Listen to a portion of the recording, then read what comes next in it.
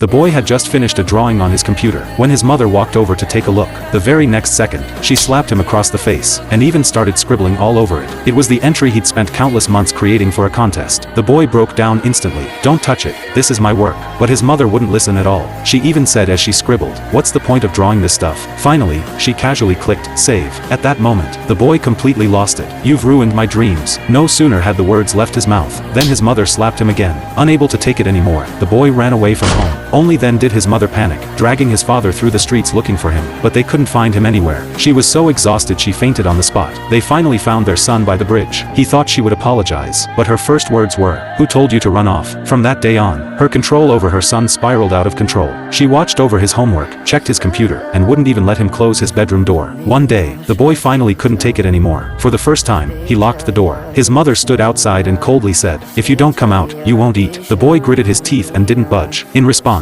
his mother resorted to extreme measures. She grabbed a power drill to rip the lock off the door. In that moment, it wasn't just the lock that was being torn down. It was the boy's personal boundaries being completely crushed. The boy tried desperately to stop her, but it was no use. He finally made the decision to leave home and move in with his grandmother. There, he could finally paint in peace and breathe freely. But not long after, his mother tracked him down and tried to force him to come back. This time, his grandmother stood up for him. "A child isn't your possession." That single sentence stopped his mother in her tracks. That night, his grandmother gently advised him, "Your mother is worried you'll go down the wrong path." The boy fell silent. A few days later, he called to apologize on his own initiative. His mother finally relented. It seemed as though they had reconciled. The boy returned home and handed his report card to his mother. His grades were excellent. His drawing hadn't interfered with his studies. Only then did his mother agree to let him take art classes. But the real issue had never been his grades. The boy simply wanted to be understood, yet he was treated as someone who needed to be controlled. Some parents act under the guise of doing what's best for you, but what he remembers is only the moment you shattered his dreams.